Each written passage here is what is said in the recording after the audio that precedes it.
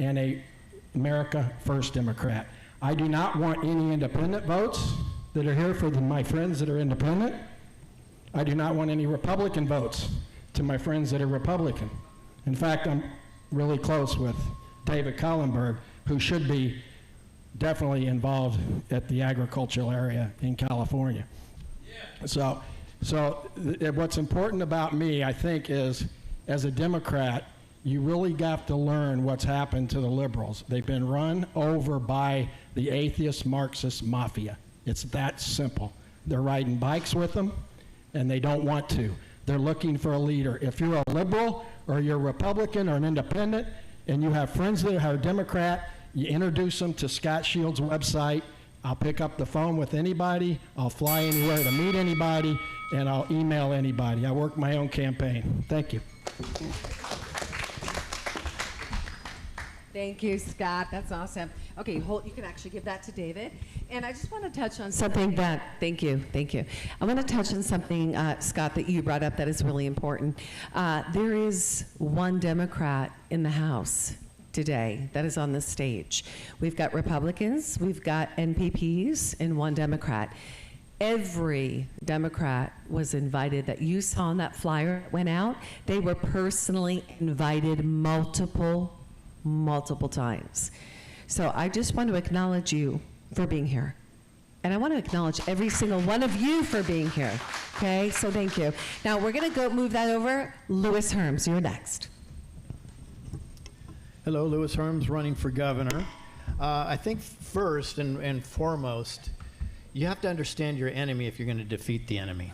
And this was an enemy that went after us with COVID. We can't play games with it. This was a pandemic for sure. I can tell you that in 2020, I did a 9-minute film called The Big COVID Lie. Almost destroyed my life. 9 minutes, because we were on top of it, because I figured out that in 2009, the 3 top dictionaries all had the word pandemic would show you that it's virtually people dying in the streets. By the way, all those dictionaries were changed in 2009 and says, just defer to your 3-letter agency and they'll let you know what a pandemic is. You can read it up today. This was planned. We have to understand this. We also have to understand that a mandate is not law. A mandate was enforced not by the government, but by the corpocracies, the corporations that took that dog whistle in and said, we will enforce it for you, Mr. Newsom. Think about that. We have to be educated. And you need somebody in there that understands the issue, number one, and then somebody like myself that's willing to absolutely clean house from A to Z. We cannot use any of the established people that were in there that were part of the problem in the first place. And I can tell you there's so much talent and so much intelligence that can bring us into a new era that we will restaff like that. Understand that as soon as Bobby Kennedy started doing good things with the CDC, Gavin Newsom helped form the West Coast Healthcare Alliance. Think about that. Because it was a slap in the face to Secretary Kennedy who's doing it right. So we will absolutely clean house, and that is the most important thing. Thank you, Louis. Next up, David Kallenberg, Lieutenant Governor. Well, first thing, because I'm getting up to work, I got to roll up my sleeves. Get that mic nice and close. Hold the mic close to your mouth. Sleeves, right? Right there, buddy. Sleeves are coming up. Right there, They're right. coming up. Okay, I'm ready to work. So I'm Siskiyou County farmer, David Kallenberg, your next Lieutenant Governor. The pandemic was crazy. I'm not vaccinated, thank God. But, you know, people driving around with masks in their cars, going to the beach by themselves, having to have a mask, craziness. And closing all their businesses down. I met a guy yesterday at an event that owned a barber shop, and he fought Gavin Newsom, lost his barber's license because he stayed open for business. And that was BS. Uh-oh. Just grab the one in front of you. Okay. Am I back? All right. Yes, sir. Nope, this one's gone too. That's working. Testing, Good, testing. Sorry. So, you know, if I'm Lieutenant Governor, I don't have a lot of say in firing all these people and whatever, but I'll sure influence it. I'll sure be knocking on the governor's door to get rid of all these people that are doing all the BS to us. So, we're not going to be riding around with masks in our car alone or going to the beach with a mask on when there's nobody for 1,000 feet. It's insane. So the crazy Democratic policies, we're done with it. So thank you, guys. Thank you. You can pass that to Christine beside you. Thank you, David. All right. Sean Collinson. How's everybody doing? Sean, tell us who you're running for. I'm Sean Collinson. I'm running for Lieutenant Governor. I'm a no-party preference candidate. How y'all doing today? Well, thanks for being here. Thank you for having me. A lot of my friends on the stage. So I'm a mediator, and I'm also an FBI-trained hostage negotiator. So you're the mediator to Sacramento. Now, one thing about Robert F. Kennedy Jr., I worked with him for 2 years on the Children's Defense Fund. So everything these great folks up here are talking about, I know a lot about. The pushing and the pandering of the vaccine was just wrong. Everyone up here that's saying, fire everyone, I'm a joinder. I agree with that. Parents should have control of how they're vaccinating their kids. They shouldn't be doing it. We should not be doing that. The MAHA movement is great. We need to spread more education. Like my friend Lewis said, it's all about education. I find that they push it in the neighborhoods that don't even have the education. As a mediator, going to Sacramento as your next lieutenant governor, my role is to get the red and the blue in some room, negotiate between the two of them, pull the find common ground, and do what works for the people you elect. Stop playing politics as usual. No more of this.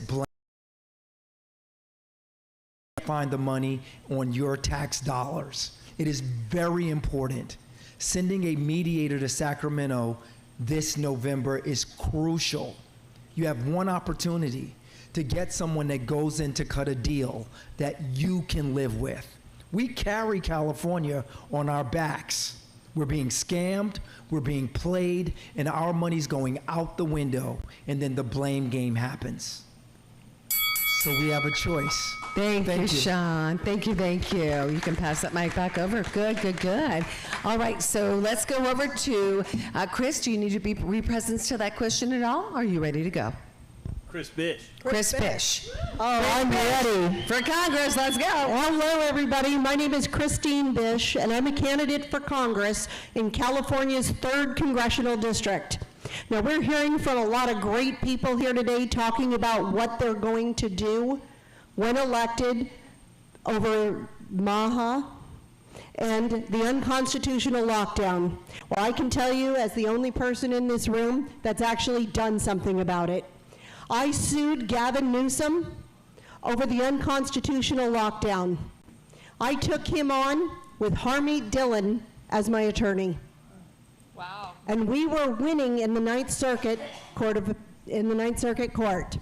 And in there, what happened was, I was applying for a permit. I just wanted to have a rally. I was running for Congress and couldn't go knocking on doors. I couldn't have rallies. I couldn't have events. So they were interfering with a federal election. So I decided, after a March 1st event out at the Capitol, that I was going to have my own. So I applied for a permit, and I was turned down. Because I refused to comply with the restrictions that if I were to have a rally, that everyone would distance 6 feet apart, that everyone would wear a mask. Children from different families would not be allowed to play together. Now, I'm an investigator. I spent 10 years in a law firm, and I would never agree to that contract. So my response was to sue Gavin Newsom, sue the Secretary of State and the Department of Health for the state of California, and I can tell you right now how that case ended up. We were winning in the Ninth Circuit, and Gavin Newsom released us. And that's because his only chance to take me on was to go before the Supreme Court. You're welcome. And that is the fight that you're going to get from me, whether it's in California or Washington, D.C. I do not take no for an answer. Thank you. It just means try harder. Thank you, Chris Bush for Congress. Thank you, thank you. All right, next up we've got E.B. Lynch running for Lieutenant Governor. Well, thank you. Well, hello, California. My name is E.B. Lynch, and I'm running to be your California Lieutenant Governor. I'm going to take time, as I always try to do, and give my papa some time. So, if it's okay, I'm going to pray. Dear Heavenly Father, thank you for this opportunity to speak your word, Lord. Everywhere I go, it's not me that I want to be seen, it's your Holy Spirit. So please, Holy Spirit, take over right now and say what needs to be said. So, Amen. I think it's atrocious that in a nation where we have a constitution that says when we want to go to God, he never forces us, but we had immunizations. Why? Because we never know how it's going to happen. Any type of drug. Once you put something into your body, you don't control work unless you took a jab. I was appalled. Told me that if I didn't take the jab, at the time I said, okay, I don't want to work. I don't like this job anyways. God gave me this job. I'm sorry, Lord, but I'm done. But I knew that there was Johnson & Johnson to this day. But what it did is convince me that we have to know that their rights are their rights. Thank you. And I will fight for you. And next up, we can pass the good help. Pleasure to be with you today. And Kim, thank you for including. I'm a member of Calvary Christian.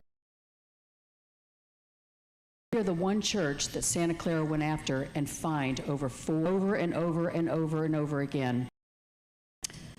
They geo-tracked the members of that church and does run through this office. How much? I have no idea because I'm not in there, because the treasurer is basically a figurehead, Supreme Court. I hope we win, because Californians, elderly that were in nursing homes, and I would not have been able to get in and see them, and they were dumb, but I know a lot of friends who have. When I get in as California State Treasurer, one of the things, it's not about me, it is about us, and that's why my website is Hawk. Phenomenal job. They certainly did. Well done, Maha leaders. Who's up next? Kurt Collins, I believe. Yes, he's up next. Kurt, your question. Let's get you a microphone. I'm coming. I'm coming. Thank you. Thank you. Thank you, everybody, for that. So as a physician practicing in California for over 2 decades, I've seen a shift from a system once encouraged clinical judgment innovation, one where doctors increasingly feel constrained in what they can say or recommend, even when acting in their patient's best interest. Even before COVID and now beyond it, many physicians face pressure, scrutiny, or even threats to their license, not for harming patients, but for offering alternative perspectives or treatment options outside of government-endorsed protocols. Meanwhile, states like Idaho and Florida are passing legislation that prohibit most vaccine and medical mandates across government, employers, schools, and businesses. This protects both the patients and the physicians from discrimination based on personal medical decisions. So my question for you guys is this: do you support similar legislation in California that would restore personal medical freedoms back to the parents, patients, and the doctors? And what will you do to protect physicians' right to practice based on their training, experience, and evolving science without fear of regulatory retaliation? Very good. Great question. Let's pass that mic, Jennifer, over to Chris Bish. Chris? Okay. Right beside you. Chris, let's go first. Okay. I'm going to tell you exactly about tell him this. who you're running for. What are you running for? This is Christine Bish. I'm running for California's 3rd Congressional District. Now, what we're talking about is the mandates. And this is something that I did fight. And I'm going to tell you, I did get COVID, and my doctor lost his license for prescribing me ivermectin. And he took care of a lot of other people and was forced to leave the state. This was reprehensible. I was one of the lucky people that didn't have to get the vaccine, that stood up against the governor, stood up against the government, and said no. The mic's gone. Mic's go. I don't need a mic. But just to let you know, I've stood up to this. I watched my doctor lose his license for the giving me alternative treatments. And now what we are seeing across the state and across this country is people suffering from the consequences of being forced to take the vaccine. That's one of the things that I fought for when I sued the governor, and that is one of the things that I will fight for, to change federal legislation and protect our right to choose. Thank you, Christine. Mic on, please. Thank you, Christine Bish. And Christine, you can pass Remember, that to these are 1 David. minute. These are 1 minute. What was that? Just reminding these guys it's 1 minute. It's 1 minute. Yes, thank you, Doug. So these are 1 minute rounds. You did a great job. Hang on with that mic right there. And we're going to go now the opposite direction. So Jennifer, we're going to go to Jennifer. We're going to go from the inside out. We can get that mic back to her. Fantastic. Jen, say who you are and who you're running for each time. Jennifer Hawks, I'm running for California State Treasurer. Wow. Can we repeat the question? Do you support laws? Do I support what? Do you support legislation like in Florida? Absolutely. I think that we should not have to have anything put into our bodies that we don't need to, and I'm going to reflect back on my little granddaughter. This is not really a COVID, but this just has to do with all of the vaccines that are out there. When she was maybe 3 months old, maybe 6 at the most, one of her vaccine sessions, she had 6 vaccines at the same time. 3 months old. I mean, I think that is just absolutely outrageous that we are doing this to our children, and we are seeing more and more of the results of pumping all this stuff into our kids. I think the time is now. As we're moving into this midterm election, we make sure our voice is very loud and very clear that we are taking our medical freedom back, and we mean business. And I am all for making sure that that works its way all the way up to the federal level, because this state has, I think, way overstepped. Thank you, Jennifer Hawks. Fantastic, excellent. And you can give that to E.B. Stand by, E.B. We're going to come on over to David Kallenberg, and then we'll go to you, E.B. David Kallenberg, running for Lieutenant Governor. I have 6 kids. You are not, I don't care what law, mandate you pass, you're not forcing me to do anything to my kids that I do not want to do or approve of, ever. And anyone that stands beside me, I will back them up 110%. So, not going to happen on my watch. Fantastic, thank you. You can pass that to Scott, and let's pop up E.B. Lynch. Okay, yes. So I know I only have 1 minute. So just like I said before, there should never be a time that the government is forcing us to put anything into our bodies. So yes, most definitely, not only will I support legislation, but once I'm in there, I'm going to help draft the legislation, because we were giving bodily autonomy by God, and only God can take that away. We should never have a government that says, hey, I know better than you, parent, what your child should have. We know now, because of the great work that's being done at the federal level, that a lot of those immunizations, so-called immunizations, have caused autism.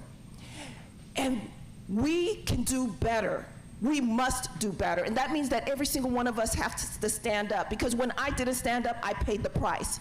So that we don't pay the price, our children don't pay the price, and the next generation will actually reap from us being able to do the right thing. So yes, I will support it. Fantastic, thank you, E.B. E.B. Lynch, running for Lieutenant Governor. Scott Shields. Scott Shields, I'm running for governor as a Democrat at shieldsforgovernor.com. I like potatoes, so I will definitely follow Idaho. Okay, without a doubt, I'll follow Idaho. I like Idaho, by the way. The other thing, so that answers that question. I didn't answer the first question very good. I apologize for that. But I think it's very important, education. I've met some very sharp people here. Daniel, constitutional education is a big deal.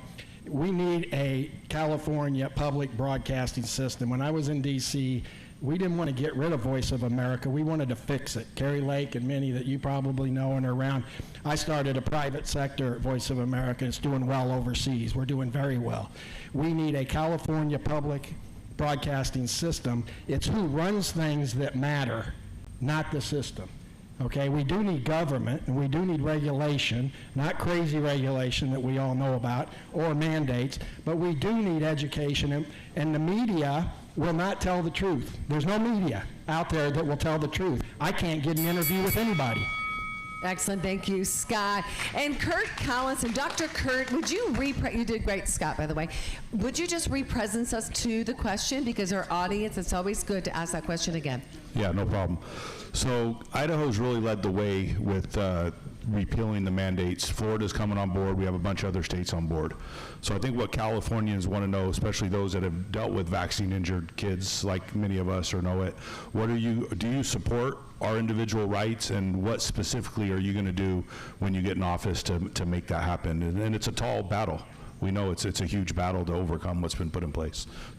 Fantastic. All right. So we had Scott. Sean Collinson, you're up. Sean Collinson, running for Lieutenant Governor. Look, my friend Gary, senior citizen, Gary was working out in the gym every single day. Gary was 68. He then went and took the vaccine. We didn't see Gary for a while. Gary got sick. 3 months later, he passed away. No one should be forced to put anything in their bodies that they don't want in their bodies. So medical freedom, I support legislation for that. I support everyone on this stage. I will stand with you. You can contact me if you need someone to stand with you. We have to take action. Education is a part of this. This is a profit-seeking thing they're doing to us, and it's not fair at all. We have to be educated, we have to be smart, we have to educate our family, our friends. No one should be mandated to put anything in their bodies that they don't want. Preach. Thank you, Sean. Running for Lieutenant Governor. And up next, let's pass that mic, Scott, Elaine Kulati. I hope this thing has a lot of juice. Hi. No, I needed longer than a minute. California is built on unfunded mandates. For any of you guys who don't understand what that is paying back donors.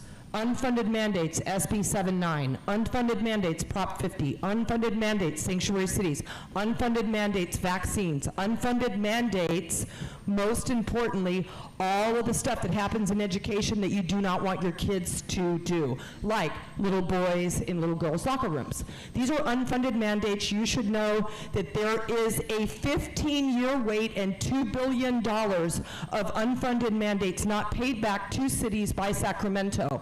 And there is no world that these guys are going to get the money. And it is dividing small cities from the constituents that vote them into office. I can tell you, unfunded mandates stop. We do not have you cannot pay for. Right. That is illegal. Thank you, Elaine. We can for governor. Louis Arms, run for governor. Right. Real quick, so my mom has had a lifetime cardiologist problem, and her cardiologist actually told her the one good thing is you will never, ever, ever, ever have blood clots. Your blood is the cleanest blood I've ever seen. She took the vaccine, died shortly after of blood clots, massive blood clots. This is near and dear to my heart, but here's the reality, right? Of course, no mandates, right? But we must absolutely hold the pharmaceuticals accountable and get rid of anything that they do, right? But we can take it to a whole nother level. So I would support even more legislation to inform consent, where your patient they're getting into, including the side effects. For governor, more legislation, we got to create more laws. We have to negotiate with the people first place. So one of the things that we already look at is, again, go back to the Constitution, right? If we look at a number of court cases, one of my favorites, still standing to this day, Marbury versus Madison. That means that all laws that are repugnant to the supreme law of the land are null and void. So then you have to go back to what the governor do that can bypass the legislative body without having to do any negotiations, is make what's called a... That's how this works. And so really, when it comes down to it, your health, your freedom, your choice, your body, it also falls under privacy. It's not anybody's business, your job, your child's school, or anybody else to know what you have or have not injected into your body, and therefore vaccines are needs to be thrown out. Thank you, Daniel Mercury. And last but not least on this round, Greta Solorzano for governor. Well, thank you. And Jennifer, now I understand your question and where we're going with all of this. Okay, so the very first thing is I do definitely support legislation that is actually going to give parents the right to choose. I do remember having to give anywhere between 20 to 30 vaccines to my kids. And one day when we have more time, we'll talk about that. But parents have the right to choose. The second one, understanding associated with each and every one of our decisions. Now, I do understand that it's significant, and there was a lot of abuse, and there were some drugs companies involved in it. However, one of the things is that this was the very first time for a very, very long time that we had a pandemic. What we need to develop is we need to develop policies for us to understand how we're going to. We can put all the legislation together if we want to. However, we need to have processes in place that will help us decide. Greta. Thank you very much, Greta. All right, guys, we just finished round 2. Let's give them a round. Excellent work, you guys. Okay, we got somebody up next.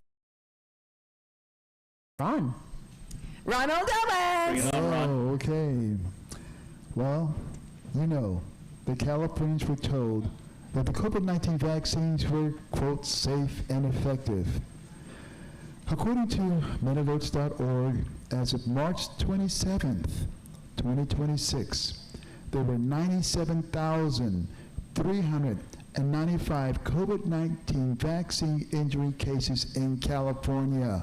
How many? 97,395 people here in California submitted entries that they've been injured by the COVID-19 vaccine.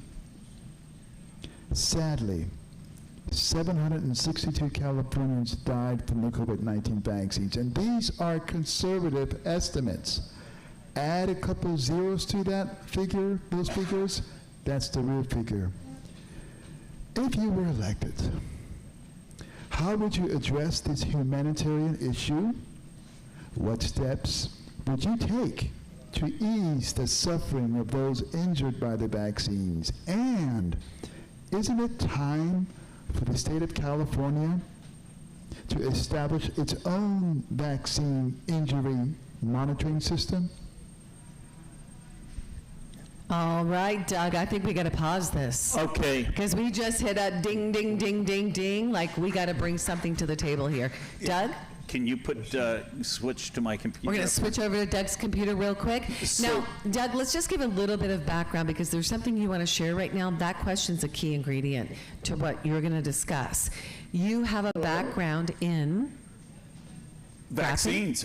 In vaccines. So tell us a little bit about that real quick, and then. So before I was the Johnny Appleseed of election integrity, what brought me into the popular attention across the country nationally was that I was modeling the COVID epidemic in every county in America and in 30 countries. I also traveled throughout the Midwest for about 10 years lecturing on vaccines. How about that? So here we go. I'm a modeler. And I model everything. I model sunspots, I model epidemics, I model climate. And I was very popular in Ohio. People made a joke about it. They said, Dr. Frank has a graph for everything, you know? And I don't just model the surface, I get right to the bottom of things. Okay. But I model longevity. I make it easy for people to understand. I can show you how long you're going to live and the population demographics. You can even see over there on the right, you can see the bump due to COVID, the deaths in our country.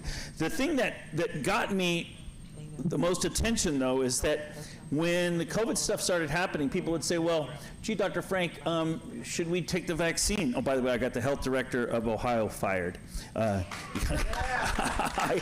exposed that she was lying. She was reclassifying. See, I was modeling everything, and I could predict every state in the country. I could tell you in every county how many people were going to die every week. Oh, guys, somebody's on feedback back there. We're getting Mike from the back of the house. Is that all right? Okay. There we go. Sorry. And Doug, hang on one second. So we've got Steve Hilton on the Zoom on standby, so we can bring Steve in and put him up, Steve on the screen. Okay, fantastic. But let's go back to the graph first with Doug. So I want Steve to be able to hear this, though. So let's pull that. Yeah. Hi, Steve. Good to see you. Welcome, welcome. And back to you, Doug, and the graph. The biggest shock to me is I was able to predict all around the country. Suddenly I couldn't predict Ohio anymore. Can you hear me? It's Steve here. Hey, Steve, can you hear us okay? Can Steve hear us? 1, 2, 3, 4, 5. Can you hear that, Stephen? Steve, can you hear us? Hang on. I got you, yeah, hi. Okay, Okay, good. fantastic. We'll have hey, you on Steve, in a second. we're so glad you're here. So, Steve, you just came in on a question. So, we're going to go back to that question in just a moment. And Doug Frank, Dr. Douglas G. Frank, is representing us to Doug. I'm going to pass it over to you. Right. So what happened was I discovered that the the health director of Ohio was lying. And we exposed that, and that's how we got her fired. What she was doing, she was reclassifying deaths from 6 months earlier as current deaths, and that's why my models quit working in Ohio. They were working everywhere else, so we exposed that. Anyway, she's running for governor now. People have a short memory span, I guess. But I was modeling excess deaths and whatnot. But the reason this is important is because the question is asking, what are we going to do with all these people that have been injured? Okay, and that is a real issue. What got me thrown off the internet was I made this graph. I showed the risk versus time. In other words, if you're going to have informed consent, you need to say somebody, imagine you line up 1,000 people and you say, we're going to give each of you a scoop of peanut butter, okay? And then somebody's going to have a shock reaction, an allergic reaction to it. Imagine if you line up 1,000 people and inject them with something, okay? You're going to have even worse issues. The definition of safe and effective is, according to the official definition, is 1 injury per million vaccinations. That's the official definition. And Ron just said that there were 97,395 injuries in the state and 762 deaths. 762. I mean, this is like far beyond. But the thing is the reason this is important is because the numbers show that our government was lying to us. And the numbers show that the problem is far worse than that. We all know how that turned out. It was not a good result. But if you do a graph showing the number of deaths reported by VAERS, the national setup for vaccine injury, you can see there's been a huge surge in the reports and then the excess expenses. I have a graph for everything. The excess expenses that, you remember all the people were saying, gee, after the vaccines, we're expecting all these turbo concerts. People were saying things like that. Well, here are the numbers. There's massive surges in this. So this is a real question. People are really dying from this, and we would expect it, even if the vaccine was a good vaccine, even if the jabs, which weren't really vaccines, there was only one, the J&J was the real vaccine. The other two were just, they were therapeutics, they call them. So even if they were good, we should expect some consequences. Even if they were safe and effective, we should expect some consequences, but this is far beyond that. So the question is how do we, if you guys are elected into office, what is your responsibility? What is your duty to these injured people? That's what you're basically bringing up. Because the government made a choice to take away your choice and force you to do something that injured you.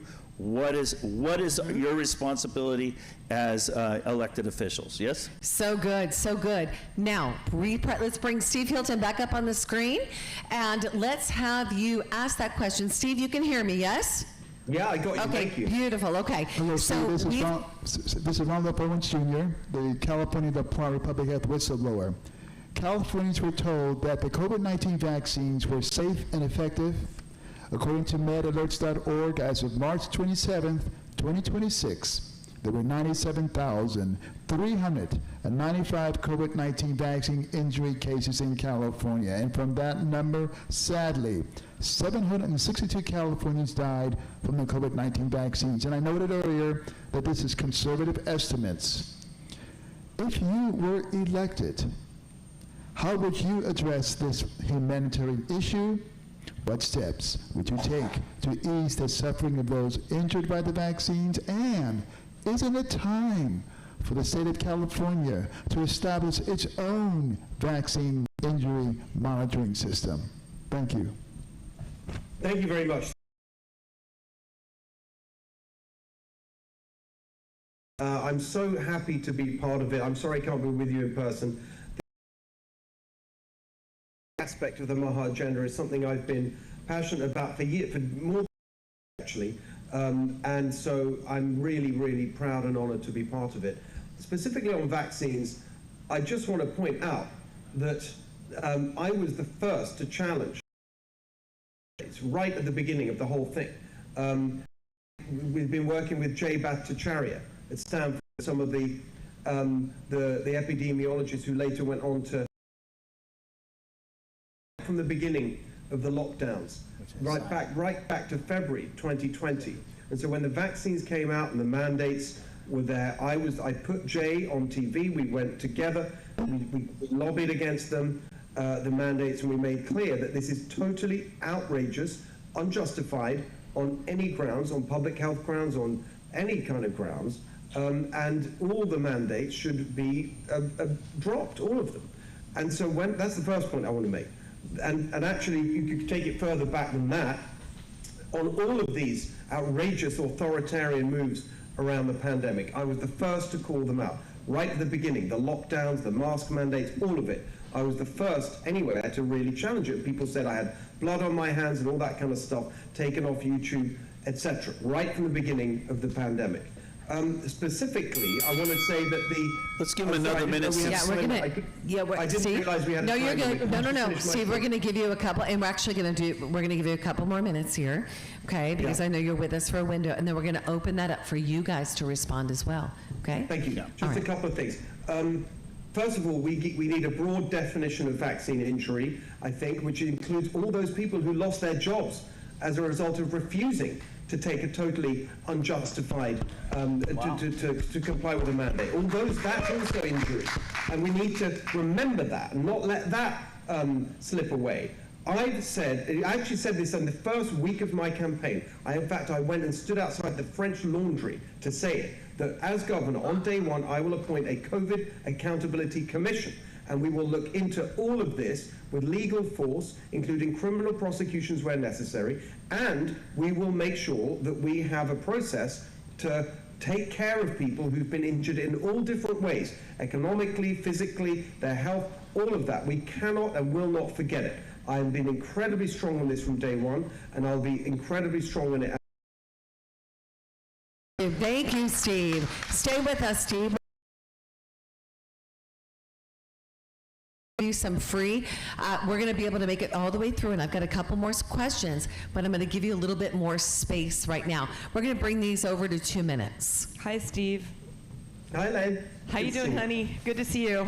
Very good, thanks. Okay. Sorry I can't be there. We're talking about what would happen if I was in office with creating a better website or a better place for people who are vaccine injured to be able to list their injury. Steve just made a good point. You know, injuries can be a very big definition, and losing your job and your pension and things like that are definitely injury. And that happened to a lot of firefighters and people that just wouldn't do it.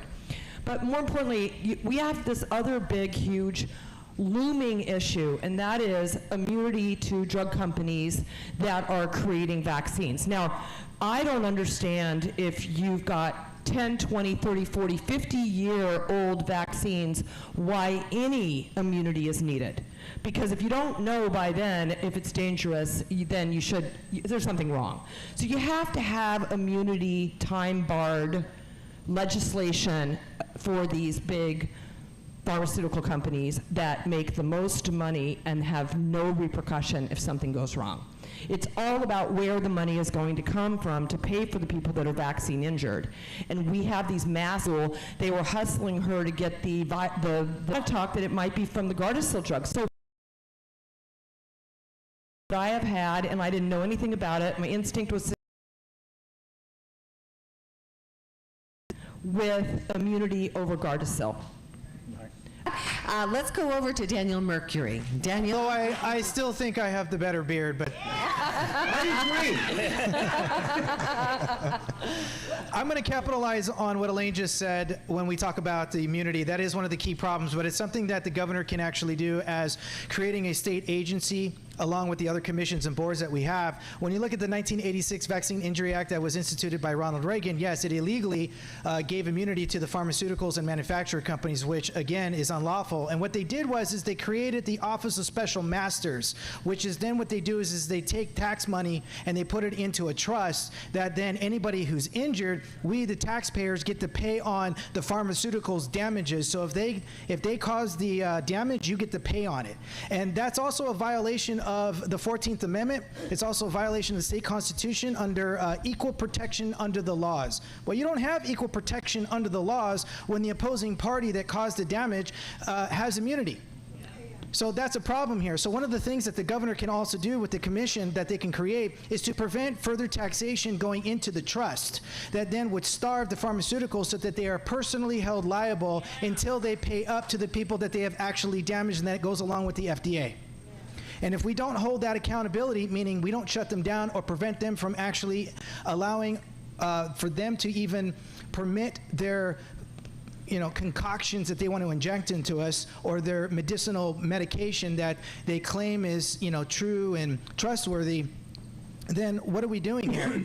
Right? So again, what we come down to is that if you're a healthy person, you're a lost profit, and they need you to be sick. And under my administration, we're going to ensure that we narrow it down per the counties, so we get down to local levels that then can be administered properly to the people who have been injured with these pharmaceuticals, that again, the governor can actually ensure that they no longer allow for distribution into our state under the 9th and 10th Amendment of powers not delegated or the enumerated powers. This is how this works. Well done. Thank you. Thank you. Well done, Daniel Mercury and Scott Shields. My answer is going to be short here, but Steve, if you don't make it to 1 or 2 with me, you can be my double, okay?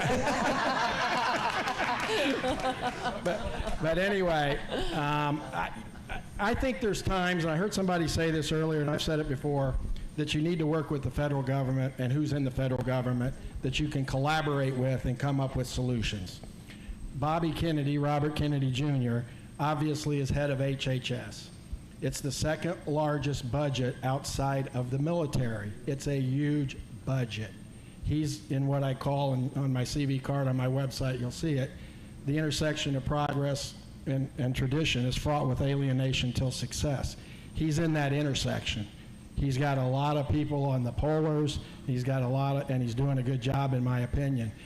In my opinion, everybody here, myself, should try to work very closely with Robert Kennedy, who was an attorney that sued corporations over and over and over and over again, legitimately, and then left and became friends with him. He didn't have emotion in it. It was intellect and heart to find a solution on how to take care of this problem. I'm not smart enough. I believe Bobby Kennedy is smart enough, and he's in the office that can make a difference for California and the people that have been hurt, and I know his heart's there. Personal opinion. Thank you, Scott Shields. You pass that right down. Scott made a comment there. Yes. About, he was saying if you make it to 1 or 2. Remember, this is a jungle primary for the governor race. So that's right. It doesn't matter party. It's irrelevant. It's the 2 top vote getters in the primary. Go to the ballot. Doesn't matter whether it's Republican, Democrat, or MPP. Yeah. So good, so good. Just a reminder. Okay, so what we're going to do right now is, Steve, you've got about 8 minutes left with us. So what we're going to do is I'm going to have Louis Herms go next, okay? And then we're going to take an opportunity in this time for you to share. I want us to stay on the subject we're on, Steve, and I want you to, give a response to. We'll have Louis share really quickly. That'll be 2, and then we'll have Jennifer. Let's have you share. Okay? And then we'll have Steve respond to that before you go, Steve. Okay, Louis? So, we think maybe it's possible if there was an actual pandemic, you wouldn't need to pay to advertise to get people vaccinated. Right? You think people might just be running as fast as they can to get vaccinated if it had efficacy? Is that possible? Right? Did you know they put almost $26 billion into advertising per year for the vaccines? Did you know the cable news networks were taking up to 70% in advertising? Did you know that you get paid, the doctors and the medicals, if you give them a COVID test? You get paid if you get a positive. Think about that. You get paid if you can enter them into the hospital. You get paid to give them remdesivir. You get paid to put them on an intubator, and then you get bribed as a family member money to sign off that they died of COVID for their death certificate. Is that a real pandemic? Would you really need to do that if there was a pandemic? Get your jab. Think about it. Never would happen. We need to be the education from the governmental standpoint. Be honest and transparent with what's really going on. And absolutely, we can create our own type of VAERS system. But the reality, we also have to understand what VAERS is. VAERS is the most highly underreported system out there. So if they tell you there's 100,000 prior to COVID that died, it would probably have millions. Based on my investigation, somewhere between 4 to 5% maximum are reporting. Did you see that number that Doug put up?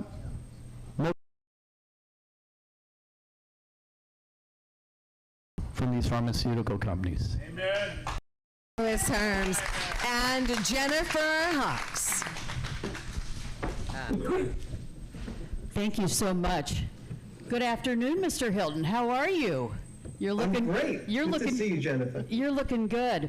Well, the treasurer doesn't really make policy in the sense of what this question has to do with.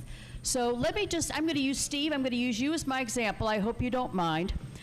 Steve Hilton gets in as governor, and I get in as treasurer. What's my job at that point? Number one, it's to align myself with Steve and make sure that his policies get pushed forward.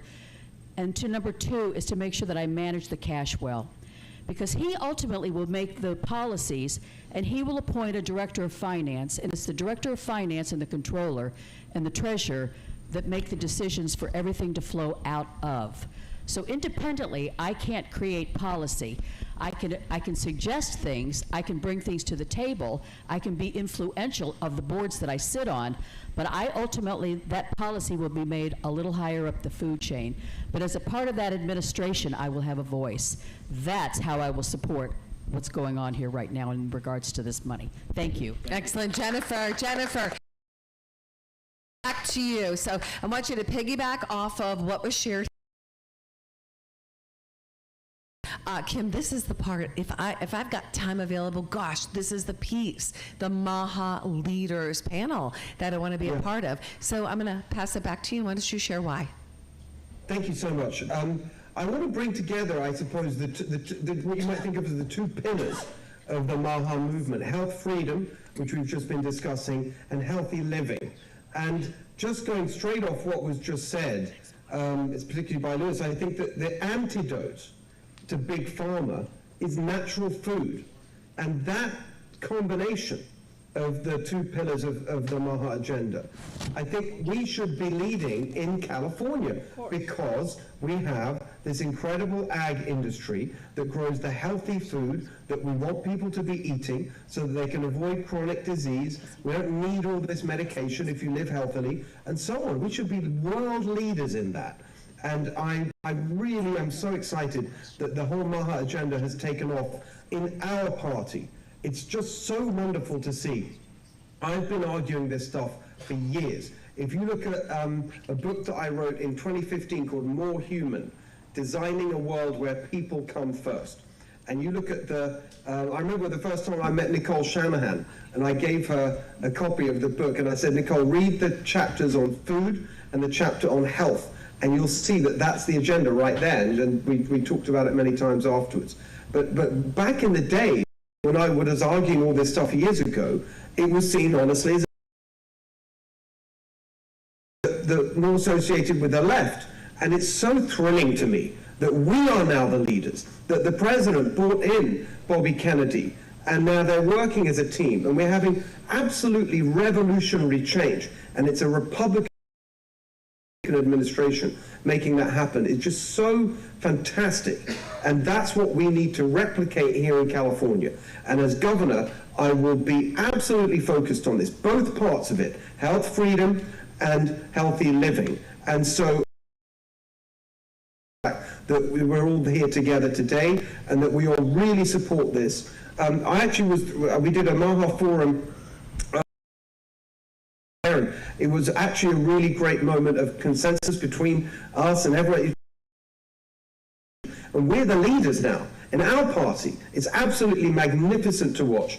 And I can't wait to get in there and start driving this agenda forward in a really aggressive manner. Both parts of it. Health freedom, healthy living. California should be world leader on both of those. Thank you, Steve. That's Steve Hilton. Now, Steve, stay with us for one more minute. This is important. So we're in San Joaquin, the bread basket of California. And Jenna Gallardi is here with us right now from the Heritage Foundation. She's going to pull a question for you. And candidates, I want you to choose whether to respond to this question after Steve or the prior one. We're just going to kind of open it up and just keep this flow of conversation. So Jennifer? The prior question was on what victims, exactly, how to address the injury, or this question. Equivalent here in California. Yeah. Yes. Hi, Steve. Nice to see you. Thanks for joining us. Of course. As Kim, the Heritage Foundation are Restoring American Wellness initiative that's taking on a lot of these MAHA issues. And because you brought up the food is medicine, the nutrition piece of it, agriculture is really that path forward to that. You can't have that unless you have healthy soil and healthy food. So, California with its environment, they say they want climate resistance, public sustainable food system, yet many small and mid-scale farmers make it nearly impossible to invest in regenerative, low-chemical, locally oriented farming. Permitting costs, limited access to local processing, and regulations written for industrial-scale agriculture. Farmers argue that California policy often penalizes diversification while favoring consolidation. What specific policy changes would you support to ensure California farmers can invest in regenerative, health-oriented practices, maintain control over their land and markets, and remain economically viable without being regulated out of existence by a one-size-fits-all rules? Yep. It's a beautiful question. I mean, in a sense, the answer is the question, which is we've got to do all of that. And I spent a lot of time in our great ag areas, spent a lot of time in every aspect with farmers in the fields, with workers, with processors. I've seen every side of it for years now. I've been traveling the state. Number one, the basic water. We've got to get more water, and SGMA is a response to artificial restrictions on water. We don't want groundwater depleted. That was the reason for SGMA. But actually, if we have more surface water deliveries, that wouldn't have happened in the first place. And so an immediate thing that we're going to do when I'm governor is get rid of the biological assessments in the State Water Resources Control Board, which actually divert the water. That's what's diverting the water out into the delta to protect the smelt and the salmon or whatever, rather than through the irrigation channels sending the water south. So that's the first immediate change that we can make. We can increase deliveries almost overnight just by making that change through appointments to the State Water Board. Longer term, we do need to invest in infrastructure. As many people have pointed out, we have the same water infrastructure today for a population of 40 million as we had when we had 20 million. We've passed bonds to build infrastructure. It hasn't happened. So we've got to do a bunch of things there. One of the ones that's not discussed enough is actually a relatively simple one for infrastructure, which is completing the South Folsom Canal. That would enable us to take the watersheds of the Tuolumne River and the American River and put it into our irrigation system, which massively increases supply. In terms of labor, we absolutely have to get rid of these ridiculous restrictive rules that make it so hard for farmers to operate properly, and it actually hurts the farm workers. It's done in their name by unions, but actually things like the overtime rule, which has gone up from 60, go down from 60 to 40, are just totally destroying the livelihoods of many farm workers. They earn less rather than more, and it makes it much more complicated for farmers to bring the crops in when it's harvest time, and so that's something that we need to change. In terms of regenerative, I think that's exactly right. You've got this industrialized approach to it all, and so you've got this board of pesticide regulation, but they're not actually, it's incredibly dumb the way they're going about it. And the bureaucracy around it is a nightmare, the reporting requirements, they've got a one-size-fits-all approach, as you say, and the good news is that as governor, you can get in there, clear it all out, and put in there pro-farming people and policies that actually should, something we do want scale. We don't want one-size-fits-all in terms of the market either, but we can't be squeezing out the small family farms, and that's what's happening because of these cost pressures. The final one, very important, that isn't discussed enough, is just energy cost. Just the cost of fuel, electric, all these things, and then the CARB nonsense. Sorry, I've been going on with a long list of things we need to do. With CARB pushing for electrification of agricultural equipment, that's ridiculous. We just got to have a complete change, which is going to push us in the direction of exactly what you say, which is we are the home of the healthy food that we want people to be eating here in California and across the country and across the world. And instead of crushing it, we should be massively investing in growing it, and that's what I'll do. Good. Stephen, stay with us. Stay with us right now. Can I bring in? On another interview. I'm so sorry. Okay, well, we're just about to pop over the farm. Hollenberg. So you'll have to come back and listen to this if you can stay for a minute. I'll listen. Yeah. All right, for 1 minute. David, now, this is a conversation you're going to have with Steve right now. So, Steve and the audience. All right, Steve. We've had lots of conversations about agriculture. Actually, pull that mic up close. The one thing that I want to ask you is on day one, will you drought regulations that are in effect? Yes. Why is this important? Because that's how the unelected officials control over the farmers. And so this is where a lieutenant governor does, and this is the number one thing I advocate for. Right now, 2030, they have their emergency drought regulations in until 2030, drought or no drought. Wow. And a governor has the right on day one to get rid of it. I've asked Steve this before. He said he would. I'm asking him again. He's saying he will. Yes. And I'm going to hold him accountable to this if he gets in.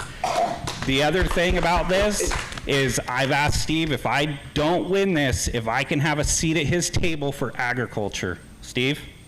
Yes, and I'm delighted to say that, because that's what we've got to do. We've got to get, at the moment you've got these ideologues and bureaucrats who don't know anything about farming, they don't know anything about nature. It's all out of books or paper or theory or whatever. They actually don't understand. And so we've got to clear all those ideologues out and put in practical people who understand deeply. The people who care most about our environment, about nature, are people who live in it and work in it, ranchers, farmers. That's what we've got to get into all these agencies. As on drought, you're 100% right. It's a man-made drought. I'm sorry, a Democrat-made drought. It's artificially created in order to give them power over us, and it's got to go.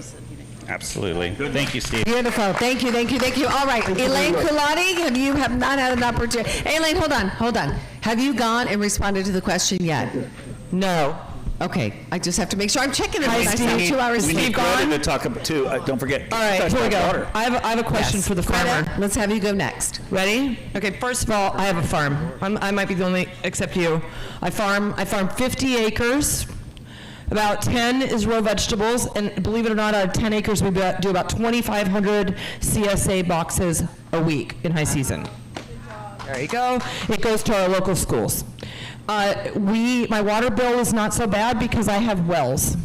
My neighboring farmers with the same size farm, their water bills are between $10,000 and $15,000 a month, and they pay my water bill dinners. That's how they pay their water bills. So I want to just ask real quick, just about this. My idea has been that we dredge the Delta, which we're all going to see tomorrow. Is anybody here on board with dredging the Delta? All right. And filling the Salton Sea, anybody? And does that make any sense? And removing the Shaughnessy Dam. Are these good or bad? Because I don't know. But these are the suggestions that have been put forth to me by some of the best water experts in California, including Ed Ring. Does anybody here know Ed Ring? Ed Ring is a water policy writer here in Stockton. Anybody? Okay, well, these are the ideas that have come up, and these are the ideas as governor that I would look at seriously. The first is to dredge the Delta. Then what do you do with the water? How about a deep water port here in Stockton? Has anybody talked to Christine, who is your mayor? I know her very well. And I'm the only one that visited her right after the shooting to not talk about the shooting. I wanted to talk about economics of Stockton. For those of you who don't know, Stockton is in its second is because, hey baby, is because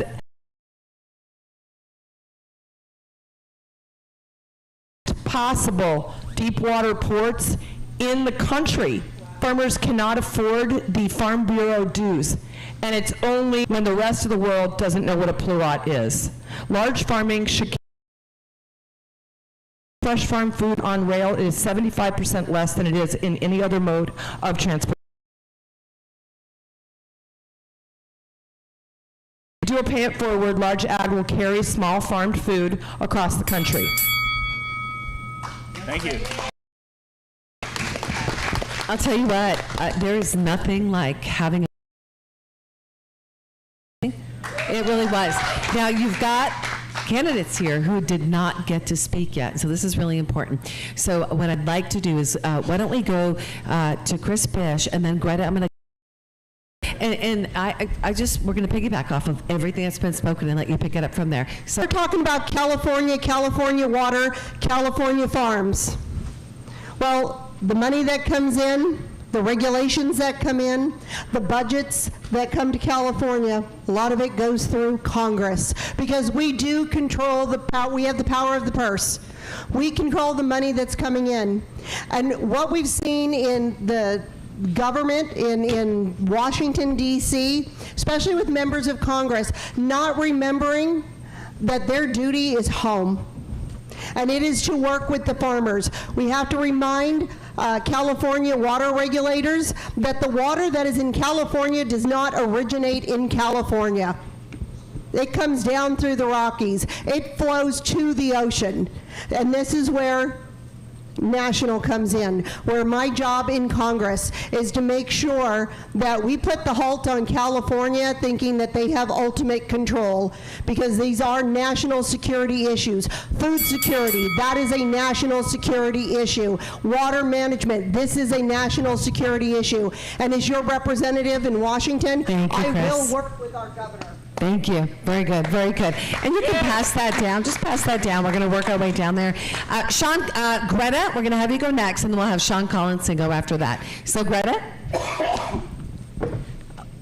Okay, so this is definitely one of my areas of expertise. I really enjoy talking about this. Farmers are in deep trouble right now. It's not only the energy cost that is coming up with all the crises that we have around the world, and 70% of our oil right here in California is actually imported. Then we have the fertilizers. 90% of all the fertilizer that we use here in California is actually imported. All this synthetic fertilizer. So the price of food, the price is definitely coming up. So I want to give you a little bit of a statistic. In California, we get about 200 million acre feet of water a year. So we really are not in a drought. Only 25% of that our infrastructure can actually handle. So my goal as a governor of California is to ensure that we do have the storage facility, 1. 2, that we have a recycling system, and 3, desalination plants. Thank you, Greta. Yes. That's super important, that what she said, that statistic. Then let's hold that. 200 million acre feet of water comes down in our Sierras or across the state, but we only have the capacity right now to handle 25% of it. Okay, but for example, Shasta Dam, we already have the money allocated to increase the height of it, and all we need is a little more infrastructure, and there's no drought, and we have all the water we need. We As just it have to was manage it a mentioned little bit. before, the infrastructure is 40 years old, 60 years old, and here we are, population is growing, and we are not That's an investing in important it. statistic. We have the water. We just need to build the infrastructure to manage it. Exactly. Thank you. Yes. Yeah, so Well good, done. Greta, so good. Excellent. And why don't we go, Sean, you're up. Sean Collinson for Lieutenant Governor. The Lieutenant Governor's role is to work with the governor. So if it's Elaine Colati is elected as governor, I will work with her, Lewis. I will work aside Lewis to make sure that the number one thing for farmers, I'm speaking of farmers, I live in Los Angeles. I go out to Camarillo. The regulation is killing them. It's also killing small businesses. These folks are carrying California on their backs. Do certain parties want healthy, organic food? They do not. They want to do it a completely different way. They do not want the farmers to make it. So it's very important. I commend you for what you're doing as a farmer. As a farmer, that is very important. A lot of people spend times at farmers markets.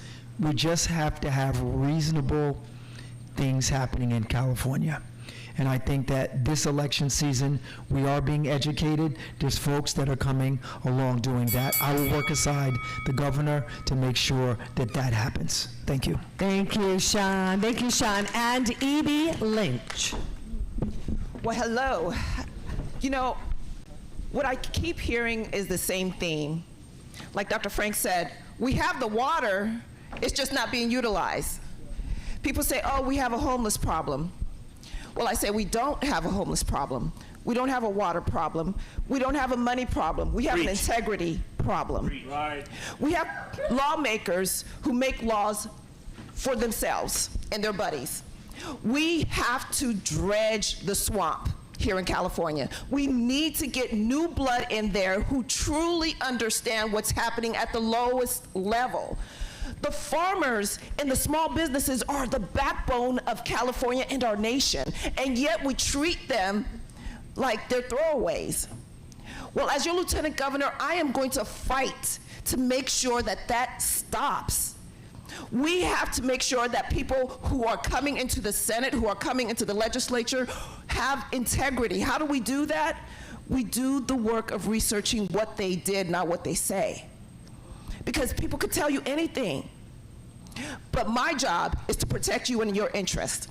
So I'm going to make sure that the commissions are filled by people with integrity. I'm going to make sure that whatever party, I'll work with them to elect people that have integrity. Because that's what we need to bring back to California. Thank you. Amen. Thank you, E.B. So good, so good. All right, I'm going to do a little bit of a roll call. Scott, you have not gone yet. That is correct. You've not gone yet. And Daniel, did you go yet on this question? On farming? What was that? Yeah, you did not go on this question. Okay, so I'm going to have Scott go, then Daniel, and I think we've hit everybody, right? Farming. I think your rule was, though, if you win the question, you're not. Yeah, no, choose one or not, or combine them together, because we want to hit that last question, but I want to give you guys the opportunity to be heard, right? Sure. Okay, so let's do this. Scott, let's have you go, and then Daniel will have you go. I'll be quick. Like Steve, and Steve, he's not on right now. No, he's gone. No, he's gone. David, that was great, getting him to commit to you. He poached my lieutenant. Great. He poached my lieutenant governor guy. Okay, I just lost him. Are you two available? So, no, I've had the pleasure of talking to Edie and everybody here. Anybody that's a governor, Democrat or Republican, that's watching this show on the other debates should watch this. These are really, really sharp people. Myself, I guess I'm kind of sharp. But anyway, in the crypto area, we've set up a crypto commission, and finances do matter to solve California. A lot of people don't know crypto. I'm not saying buy it, I'm not saying sell it. We've got an 18-month rollout plan. We offered it to President Bush and David Sachs. I couldn't work with either one of them at the time. Not their fault, not my fault, very bureaucratic. I'm here in California. We can bring a lot of money here to solve a lot of the problems that all of you are asking about, or that you know about. And I rely on all of you if I'm there, because a lot of brain trust here. Absolutely Thank you, Scott. fabulous. Thank you so much. So good. And Daniel. Well, I'm an amazing farmer. You know, I really love tequila, and I have this little lime tree in my backyard. I swear I almost killed it, but I worked really hard to keep it alive, and now I am amazing at keeping lime trees growing and proliferating. But no, at the end of the day, I'm not going to go over, clearly we hear lots of, it's not really, I like what Edie said, it's a integrity issue. We have the water, we have the ability to increase the infrastructure, we have all kinds of legislation that is blocking the ability. I'm just going to touch on real briefly, one of the things when I look in the state constitution, it talks about riparian rights, which is basically water rights for people who own farming and land that, you know, natural resources sort of flow through, that the state takes advantage of to then rechannel and move and shift elsewhere that they can actually siphon, and then it starves out that area. And one of the things that they do is they do it on purpose because they know that agriculturally, and just give me a moment before this goes, the buzzer goes, and I think it's important. Agriculturally are the weakest areas per se and the easiest to actually crush the economy, which is why one of the main reasons here in Stockton you also have you have another solar panel farm that wants to be created here with Meta Data Center, right? If they can crush you, they can economically, you know, shrink you, then it's easier for, you know, again, all these other unions and these corporatists to come in and buy up all the land of the natural resources that are rich in minerals and soil. So. Good well point. said. Well said, Daniel. Very good. Very good. I let that go on purpose because that needed to be heard. Now, we do have an. Oh, yeah. I think let's give Louis Herms 30 seconds and Jennifer. Let's give you 30 seconds because I know you guys both want to comment on this. This is something that I have been looking at because this falls under bonds. We have passed bonds for water storage, but you know where the money goes? It doesn't go to the project. Do we have any of those water storages built? No. Just like our train to nowhere, we have the issue. That money goes out the door, and the next thing is in the hands of consultants, environmentalists, and everything. It gets funneled, and before you know it, there's no money left. Right now, 2033, I'm going back to the train thing, just to tie this thing around. The train bond that we put out in 2008 comes due in 2033. It is right around the corner. It is the same problem that we have with the water storage and everything else. Thank you. So good, Jennifer. And let's go to Louis Herms. 30 seconds, Louis. So just real quick, a healthy people historically are a profitable people. Healthy people absolutely have more babies. Healthy people are more prosperous. So where we're going to invest? Let's invest to have the best quality food we could have, and therefore we'll have healthier people, more prosper, and what a wonderful investment. I'm sure it'll pay tenfold. So good, so good. All right. Guys, was that an amazing round? That was so good. Okay. Here's what we're going to do. We're now into media time, but we've got to get to this last question, okay? Dr. Kurt, you're up. Let's have you. You want, okay, here we go. This is the last question of this section, then we're going to media. Yes. Then I'll close it up, though. All right. Wow. Got really quiet. As you all know, California has moved aggressively on gender identity politics in schools. Everyone's like, yeah, here it comes.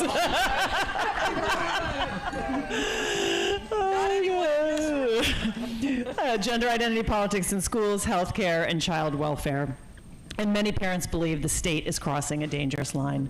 Critics point to proposals like SB 934, which they argue could expand the state's authority in cases where parents decline to affirm a child's asserted gender identity. Do you support any policy that would allow the state to investigate, override? This seems like a simple yes or no question. So this one should go pretty quickly. Do you support any policy that would allow the state to investigate, override, or remove children from their homes based on a parent's refusal to affirm societal or medical gender transitions? And if not, where do you draw a hard line to protect parental rights and prevent government intrusion into family decision-making? Daniel Mercury, you were the last to go. We're going to give you up as the first now. Okay. How much time do I get? 5, 6 minutes? No. So let's give you. You're funny. Let's do this, guys. Let's. You can do that in a minute. Yeah. Yeah, and then I'll let you guys do after this. We'll do closing statements. Okay. Okay. Go on. Well, first off, no. I don't support any legislation, any furthering of any of these laws into transgenderism or infringing upon parental rights. The parental rights really comes from the laws of nature and of nature's God, which is written in the Declaration of Independence. So government doesn't have any right to actually infringe upon a parental decision with their child. And if anything, it's doing nothing but causing more harm to our children when you do that. And of course, when you look at the statistics when it comes to children who are getting put on hormone blockers and so on, they actually have a higher suicide rate. And, you know, it's unfortunate to placate and pander to this advocacy. So one of the things that I'm going to be focusing on,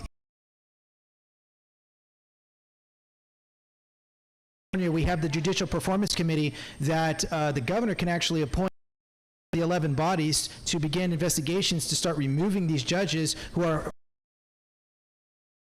Thank you. That's just one thing. Very good, very good. You can give that to Greta.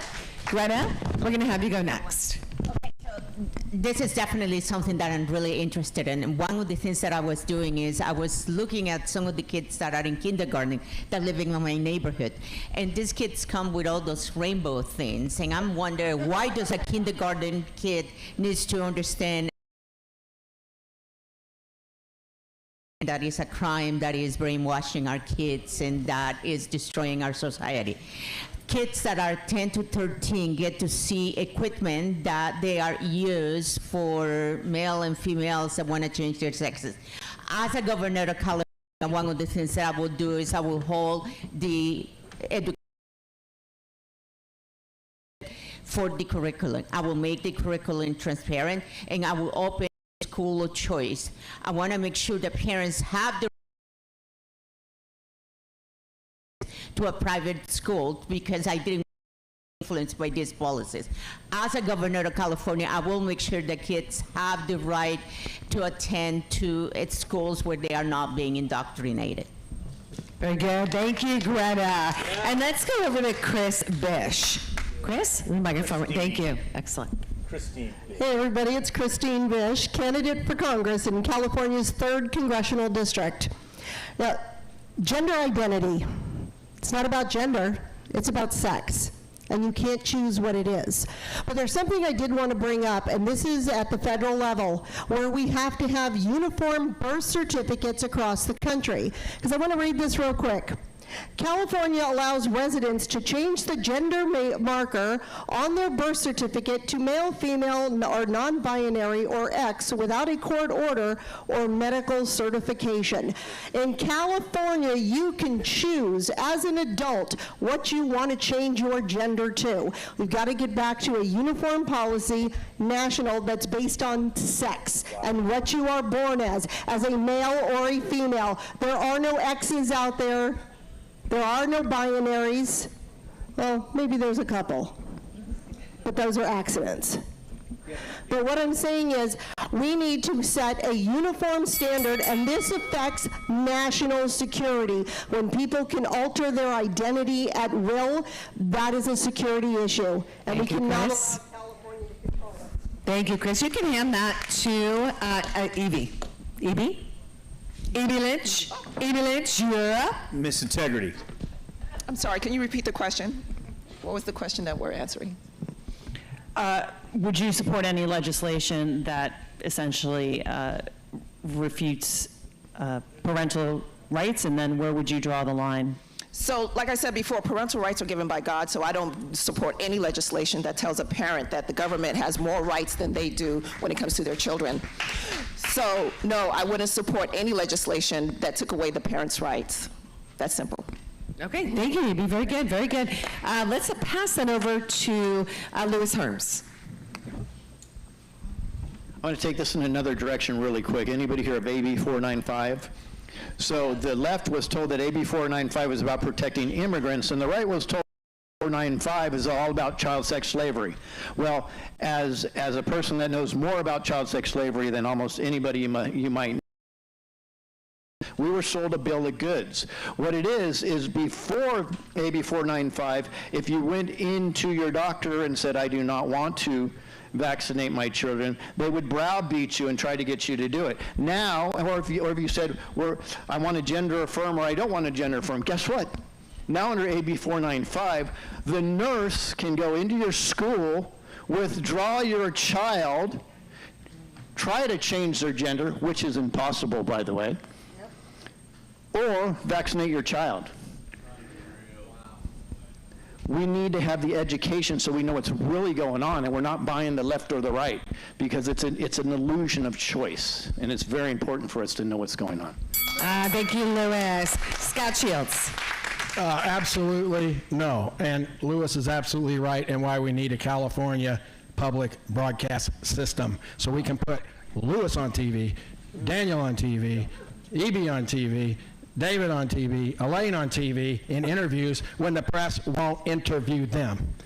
I have a gentleman here I got to give a shout out to right now. His name's Don Bahana. Woohoo! We love you, Don. Woohoo! He's a good friend of mine. He spent 25 years in jail. I'm working with him on justice reform. He's 88 years old. Came to this event from LA. Wrongly accused. Everybody wrongly accused, by the way. Yeah, it's on my website if you want to read it. We did a whole analysis, and I've been supporting this guy big time because it's important. And nobody will talk about it because it was Michael Jackson's brother's ex-wife. Yes. And this guy got railroaded, and he would not say he was guilty, and he could have got out in 5 years. Talk about integrity. He's got it. Read about Don Ohana, okay? It's important, and anybody here at Heritage, too. So good, Scott. And I want to present you guys, one of the questions for the governor debate tomorrow will be on the prison system. So you might want to just do a little bit of digging, and we will bring in the example of Don Bahana. And we're honored, Don. We're honored to have you here. We've had many conversations together. I'm so glad that Scott introduced us, and you are a warrior. And I just got to tell you, he could be, Don, you could be bitter. We've talked about this. You could be resentful. You guys, he is so joyful. And what Don has is, he lived 25 years. He's going to tell you what the prison system needs. He's going to tell you what's wrong. He is the key expert. Okay, and we're going to be talking to you more tomorrow, Don. All right, we're going to pop back over. Come on. So, Collenberg, let's get you going. David Collenberg, Lieutenant Governor. Well, as you guys know, I have 6 kids. So anything that is passed that... Say that again. What did you say? I said I have 6 kids. So I love it. Anything that is passed, period, that takes my rights from me parenting my children how I want, those people should be in jail. Right. Straight up. So, anything that, whether it's gender affirming or male, female, there is only 2 genders, male and female. That's it. There should be no males in women's sports. There should be no males in women's bathrooms, period. And if there is, whoever allowed it should go to jail, straight up. Thank you. Well said, well said. Let's get that mic down to Sean Collinson. Sean Collinson for Lieutenant Governor. Look, the government should not be dealing with kids. They should not have any authority over our kids, period. I am a girl dad. I have 2 girls. Oh. I do not want biological males having in sports with my girls, any legislation. I'm a hard no, period. End of story. I don't even have a lot to talk about on that subject. As the Lieutenant Governor, I would sit as the President of the Senate to break crucial legislation that comes across my desk. Automatically, it's a hard no. I will break that tie in 2 seconds. There'll be nothing to discuss, period. So anyone going into our schools, talking to our kids, I have a 13-year-old son. I just want him to enjoy his life, be healthy, have fun. I don't want the government hands anywhere near it. Right.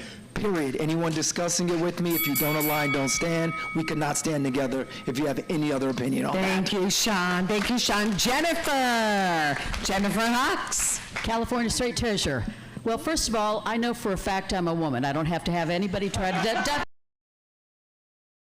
who I am. And you know something, this goes all the way back to Genesis 1, and nothing has changed. He made them male and female. Well, I can't affect what's going on in the legislature, and I can certainly support the initiatives of the governor.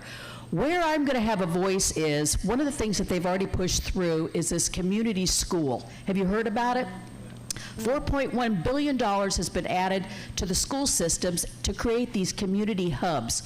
Basically, it's 12 hours of influencing your kids. Yeah. So that's how they're kind of doing a roundabout. Well, how does it affect my office? Let me tell you how it affects my office. That puts pressure on the pensions, because now we're going to have to hire staff, healthcare individuals, and everything else that are going to be going back into the school system, which puts more pressure on the pension, and all of those pensions are already underwater. Most of them are sitting at about 70% under, or 70% funded. And anyway, that's how it's going to affect you and me as taxpayers. Thank you. Thank you, Jennifer. And let's pass the mic down this way. Elaine. Elaine Kulani. What row? Get off your phone, I'm Elaine. Elaine and I'm running for governor. If I'm governor, I am going to work very hard on school vouchers. Why? Arizona's a school voucher state, $17,000 per student per year. School vouchers take away the money that goes into our state education system and give it to the parent to make a decision, which creates a competitive school environment. Nobody wants to go to a school where kids are mandated to get vaccines or other things, change their sex, whatever it is. You want control as a parent. I don't think it's really kind of an iffy question. My answer is straight up no. I would never pass any legislation that has anything to do with taking any kind of parental rights away. But it's a big state, and there is a lot of indoctrination. And it happens all the way to school and into college. So your kids are being indoctrinated and microdosed, and eventually the kid that you raised as a conservative is a little social communist. I have one. So the best thing to do is take the power and the money away from the schools, give it to the parents, and let them put their kids in a school of their choice, specifically one that's not indoctrinating your children. Why is my microphone? Thank you, Elaine. Because your buzzer went off. Okay, so who is still remaining on this question who's not answered? I think everyone's, oh my gosh. We just made it through all the questions. Was that amazing? Yes, we did. A round of applause for these guys. Well done, you guys. All right, here's what we're going to do. We're going to take 30 seconds. We're going to go right down the road, boom, to the end. What, 30 okay? seconds for what? Look, do you want to say something? Do you want to speak? Yes. Just 30 seconds. You got media waiting for you. I came all the way down here to say some stuff. Well, tomorrow we've got a debate too, and the election transparency piece of it as well. Okay? Oh, you can't be here tomorrow. Just remind us who you are and what you're running for. Well, hold on. I'd really like to talk to you guys about what's happening with the governor's election, because we're in a bit of a, I'm sure you all saw the debate, right? Everybody saw the debate? All right. The Democrats are going to coalesce, no offense. They're going to coalesce. They're going to probably, I think Katie's out first, and that's about 15 points, and that will be divided by then 3 Democrats. Do you understand? And then, pardon? Well, hold on a minute, okay? The Democrats are going to coalesce. They've been at this a really long time. Act Blue has raised $1.5 billion. They outraise us 8-1. 8-1. You want to win this election, you have to have a middle podium. And I'm not lobbying for me. Vote for me, you vote for us. That's not the point. The point is, if Katie Porter drops out, which she will because they will find her a cushy job, her 15 points will be spread between Democrats. They are not no one voting for Katie Porter is going to vote for Steve Hilton or Chad Bianco. Do we understand that? Can we agree? Where do the 15 points go? To the other remaining Democrats. Then they get rid of Becerra. How do we know this? Because Katie went after 2 candidates. She went after Becerra and Steyer, but not Mahan. Why? Because Act Blue has put $10 million behind Mahan in less than 8 weeks. And they gave Becerra $650,000 to get him onto the debate stage after we lost Swalwell. They're going to coalesce. If we don't have a middle podium, they will win. You have to push, please, for polling and a debate stage. Polling and a debate stage. If I cannot debate, I cannot poll. If I do not poll, I cannot debate. It's a trap, and they're using it. Emerson polled Becerra at 10 points and gave him $650,000 to get him on the debate stage. Why? Because those points stay with the Democrats. They cannot control an independent podium, and they can't control the Republicans. They might be able to control Steyer. He's probably last to go, but he's going. Sure as the sun is coming up tomorrow, there will be a Democrat that gets through the primary. And now you have a 60% stronghold. If you want to win, you got to have an independent. That's all I'm saying. Thank you, Elaine. Thank you. Thank you so much. Thank you. I'm going to touch on something that Elaine brought up that was really important. You all need to do a deeper dive into Act Blue. Okay, there's a reason why they have the money and how they're utilizing that money. But if you haven't seen Operation Clean Sweep 1, 2, and 3, I want you guys to watch that. That's at takeyourpowerbackshow.com, Operation Clean Sweep 1, 2, and 3. It'll show you how that money is being funneled into Act Blue. And they have been recently disclosing this over the past week, okay? They're utilizing what's the word I'm looking for? Look at where that money is going. Fraudulent mortgages is one of them as well. So the corrupt money is being utilized to fund corruption. Okay? That's what's happening in this state. So I just kind of wanted to put a little pin in that. I just want to say that Act Blue distributed $75 million to 180 small nonprofit NGOs, whatever they were. None of the money went to fire aid, but they are using our fire aid money to push Democrats into office. It is a big sham. So, Elaine, thank you for bringing that up, and love you. Love your heart. I really... Incredible, incredible time today. We're not done. Who you are, what you're running for, and your call to action for the people. Okay? Your call to action for the people. Let's start with Greta Solorzano. My name is Greta Solorzano, and I'm running for governor of California. Why am I running for governor of California? Because I see right now 70% of our oil is imported. Our water detriment. If you look at our refined oil, 40% of it is imported. If you look at our fertilizer, it's imported. The bottom line is that we're becoming dependent. Our water and our energy are controlled by other sources, and the energy and the water infrastructure is, if nothing else, for you to become aware, and this globalistic society is going to come and destroy our economy. Ding, ding, ding. Where's my 30-second bell? That was great, Greta. 30-second bell. All right, let's go to Daniel. Daniel Mercury, running for California governor. Why am I running?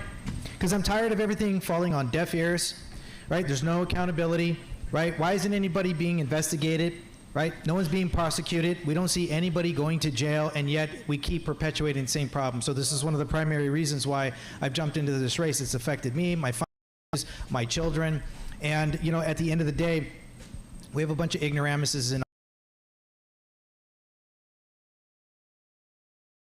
So what are we going to do about it? And this is why I'm up here. And I'm going to say this just before this goes. Why don't you just go for it? Let me give you guys a minute each. I'm going to say this, is that the NPPs here in the state of California have swelled to almost 7 million people now. And as the SOS, when I spoke to them, that's not even the most accurate number, which means both the Democrats and the Republican have dropped, which they haven't publicized yet, which means this is one opportunity, I'll agree with Elaine, that we need to get an independent on that panel. And if we don't do that, then this state is going to really flip upside down, even more so than what it is now.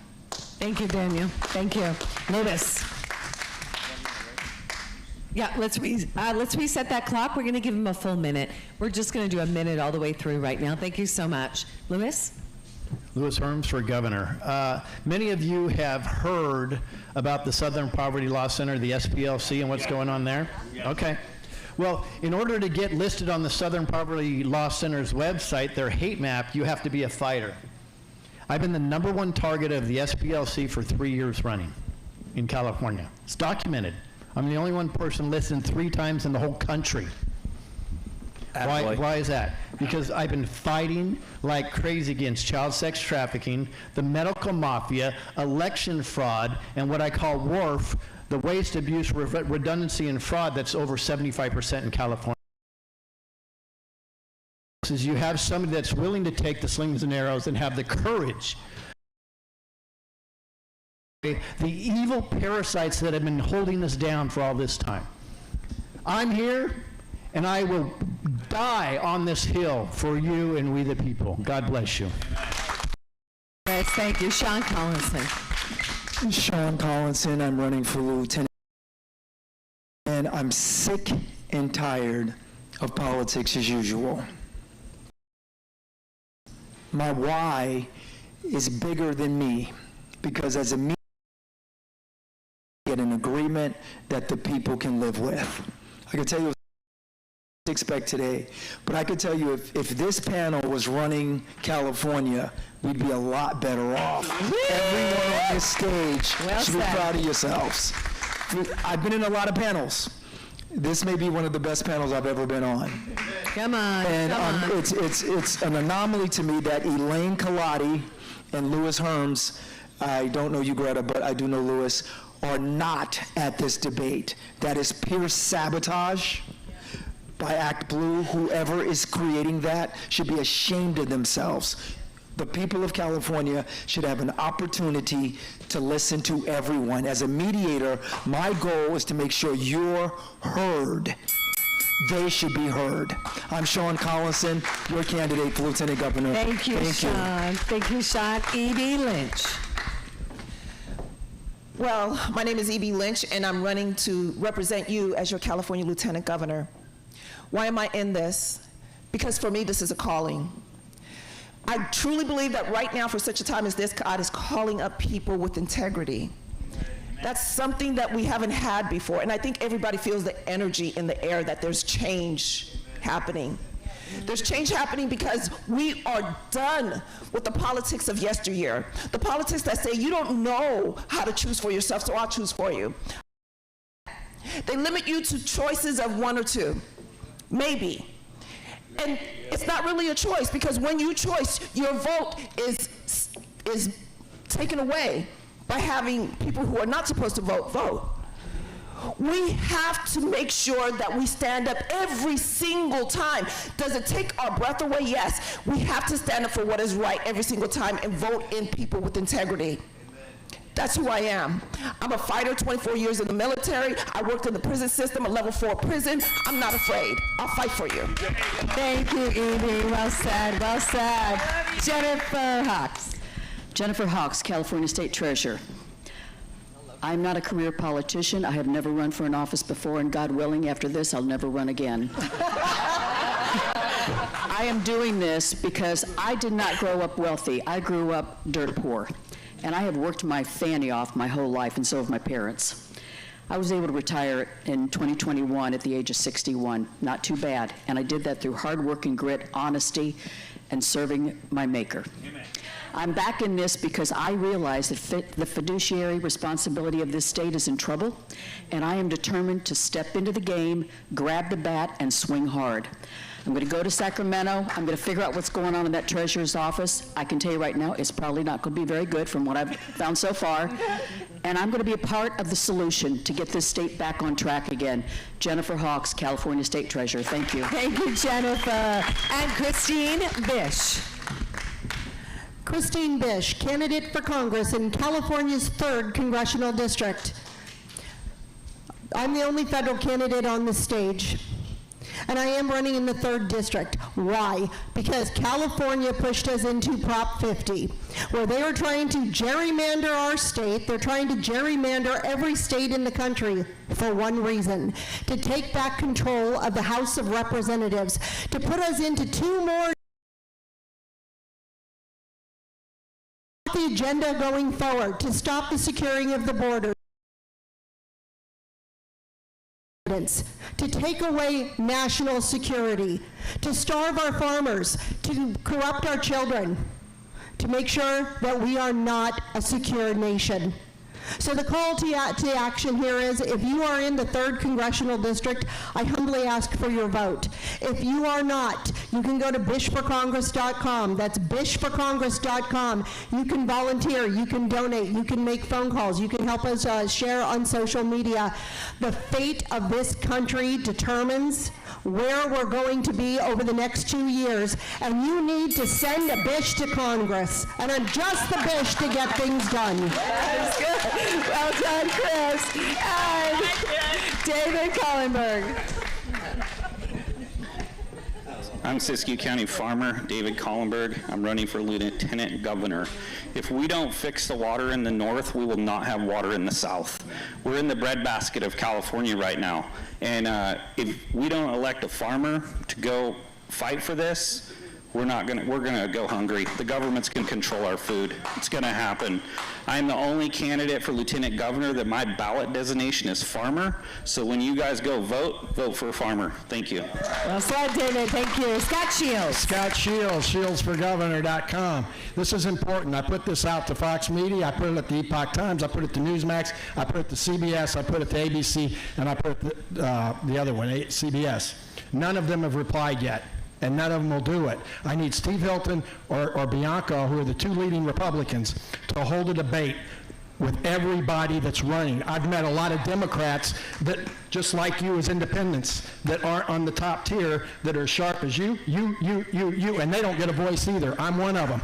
Okay? We need a Monday, Tuesday, Wednesday, Thursday, Friday debate every night on one of these stations, with 8 people randomly chosen. And Steve Hilton and Bianco, you shouldn't be scared of anybody. The Democrats won't show up, I assure you, and that will get me the nomination as a Democrat, okay? Because the Democrat elites won't show up, but I met some really good Democratic candidates that you don't know about, just like nobody knows about this group, and you were right on the money. This is a sharp group. Well said, Scott Shields. Thank you. And Elaine Kulati. Okay, I'm back on the debate thing. This might take longer than a minute. I just want everybody to understand how this works. When you do a poll, the largest poll in the country is the UC Berkeley poll. They poll 3,800 people, but only for presidential elections. I'm ignoring the clock. There are other polls, Emerson, Madison McQueen. The average poll size is 100 to 400. Okay, so 5,000 people make a decision what the polls are in California, if you add it all up. And they wash and they repeat and they wash and they repeat. So none of this matters if you don't get the phone call and fill out the poll. That's how the polls are made. That's how the polls are made. What's worse is the questions on the poll say, do you like these Democrats or these Republicans? It does not say, do you like these independents? When a poll says we polled independents, that means they went to independent voters and said, do you like these Republicans or these Democrats? It's not the same thing. Do you understand? That was Elaine. Excellent job. Can we give Elaine a hand and can we give our candidates a hand? KaladiForCalifornia.com. KaladiForCalifornia.com. There we go. All right, so let's actually pass that mic down, gentlemen. Let's pass it down to the end. Let's go all the way down that way. Yeah, fantastic. Is that everyone's phone going off? There's calls coming in because they're all listening finally. All right, hold right there, Ron. So Ronald, we're going to bring this back to the MAHA teams, okay? And what we're going to do right now is governor candidates, state candidates, you really did an amazing job. And I know Doug and I feel blessed to be here with you guys and the MAHA leaders. So let's start with you, Ron. I want to ask you your call to action to the governor candidates, then we'll go to Dr. Kirk Collins, and then we'll finish with you, Jennifer. Add Ron Owens. What is your call to the candidates? What's your call to action for the candidates? Talk to the vaccine injured. One more time, nice and loud. Talk to the vaccine injured. I know a lot of them, and they're suffering every day. Well said. Well said. And Dr. Kirk Collins? I mean, my call more to the people. One thing that I didn't expect today from this group was it's not really about any of them. I think when you get into the top Democrat, the top Republican ones they give the vote for, it's like it's about them and their party and the people they serve. If somehow as we the people can understand it's us and it's a small billionaire ruling class that's been manipulating and turning, using religion, using sex, using politics, somehow, and I don't know the formula with the way we can, if we can take that power back somehow to the people, spend a little bit of time educating ourselves on these 6 or 12 issues that really matter, figure out how to educate the public on what really happens through this process. That's where we win, and God bless all you guys for setting your lives aside. I know you're putting a lot at stake to just be heard, knowing that the outcome is a long shot, but it matters just what we're doing here today. So I want to pray up over you guys and encourage you to have people praying for you, because you literally are going in trying to take darkness and bring light. God bless you for that. Plato said that the penalty for refusing to get involved in politics is you end up being governed by your inferiors. Well said. And Jennifer Gallardi. I think, I'm preaching to the choir here, but the MAHA movement, or whatever it's going to be called moving forward, we might lose that moniker. We might not be Make America Healthy again when Kennedy goes. But I think people are awake to what it means to not be healthy and what it means to have the government almost force ill health on you. So I would just say continue to speak to that contingency. They're loud, they're powerful. I don't think it's going away. We might lose a couple of the battles, but it's a long war ahead to take back our health freedoms, to take back sovereignty over our children and over our health. Whether we like it or not, politics is a dirty game, and you do have to somehow pick sides and choose someone. So I think it's important to, speak to those people and give them a reason to choose you when it comes to the MAHA issues. So good, Jen. Thank you. I'm going to let you hold on to that right now. So good. Doug, I'm going to go to you, and then we're going to close it up because they've got to reset this room for the banquet tonight. And we have a full house for the banquet, by the way, which is exciting. Doug, we've heard a lot today. We just get to be moderators, guide the conversations, and an expert. You being the expert. At what? Say that again? You got yours? Yeah, go ahead. No, let's go. I interrupted you. I'm sorry. Yeah, so you being the expert, why don't you tell us, what is your call to action to the people and to the governor candidates? Well, I guess if you're calling me an expert, I would say I don't know anybody who has traveled the country more than me for the last 5 years. I've been in 48 states, on the road 25 out of 30 days a month. And working with grassroots teams. And the lesson I've learned, to your point, is that the solution isn't top-down. The solution is bottom-up. Yes. And the solution is when citizens engage the local government, when citizens run for school board, when citizens become county leaders and whatnot. And that doesn't happen unless we have good elections. And so elections are kind of the elephant in the room, which is why that's what I focus on. I tell people all the time at the story with David and Goliath that Goliath wasn't the problem. Goliath was the elephant in the room. The problem was that the children of Israel were hiding in the hills. And it only took one person to stand and say, the battle is the Lord's, I'm going to take this on. And then once, the Bible says once David slew Goliath, then the children of Israel rose up and chased the Philistines out of the land. And that's where I think, if you were going to ask one piece of advice, I think that's what I'm so excited when you see, as I travel the country, I see people waking up. I see a political revival happening. Look at it right here. I see a spiritual revival happening. I see people realizing, hey, if we're waiting for the government to fix it, Trump, you might like him, you might not like him, but he can't even get the SAVE Act passed, okay? It tells you that's where we're at, okay? The solution is not top-down. If you're waiting for Washington to fix it, if you're waiting for the state government to fix it, the solution's us. Yep. That's right, yes. Ron. That David and Goliath story is very key. He chose 5 smooth stones. He only needed one. And the key thing about him confronting Goliath, he ran toward him. He ran he ran toward him.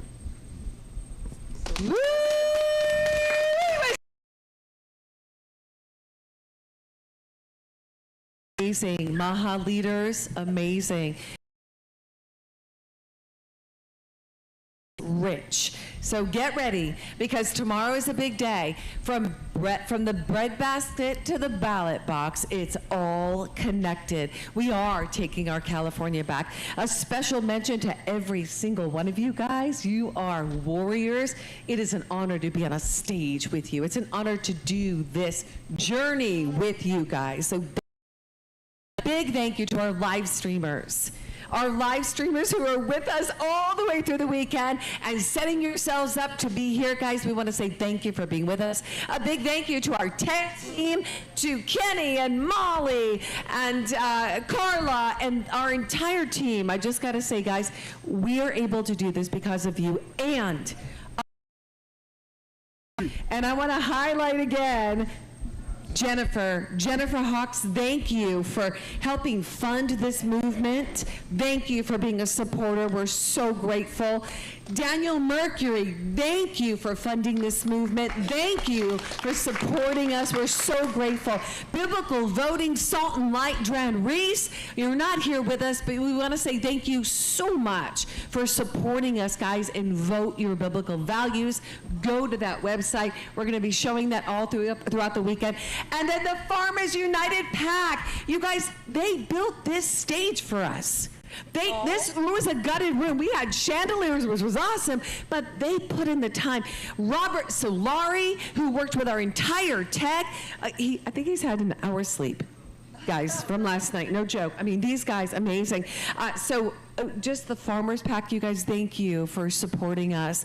And last but not least, we got Chris Bish. Chris Bish was an awesome funder too. Great supporter. Chris, thank you for helping fund this movement. And for all of you that participated, our live streamers, you guys coming here, supporting us by purchasing Take Our California Back t-shirt. You guys go get your t-shirts today. They're at the back of the house. And you guys get a t-shirt to take with you. Wear it for sure. So we want to say again, and I'm going to sit down with these guys and be right with them. I know. Thank you guys. We love you so much. And you know, I'm going to pray us out before we go right now. We're just going to close out and pray. I'm going to encourage you. And by the way, one person I didn't mention that I need to mention is Michael Wayman. I see you back there. The big old bus. Can we give him a hand? He has helped fund this movement.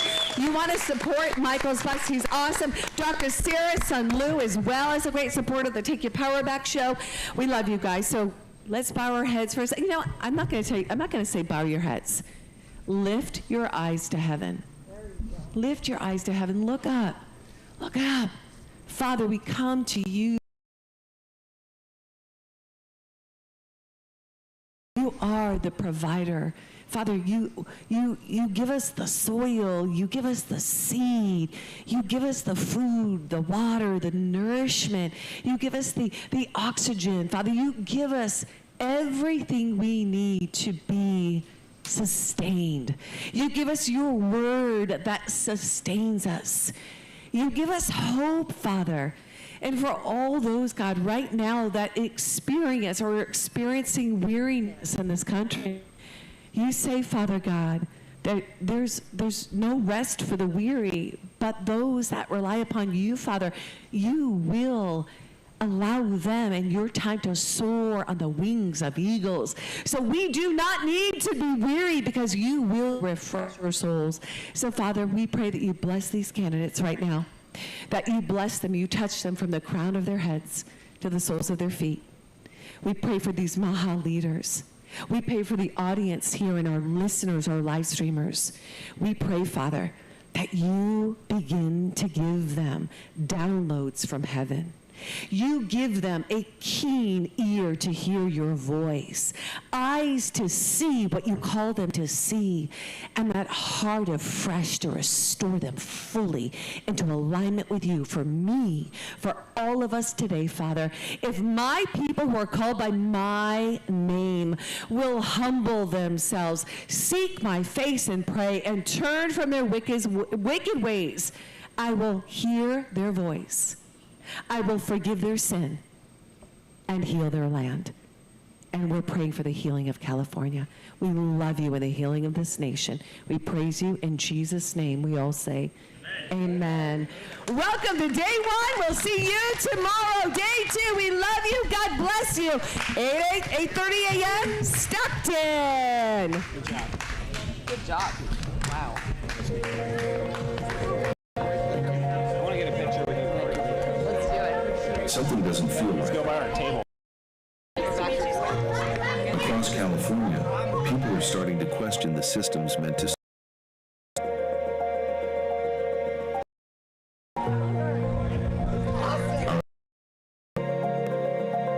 our food supply,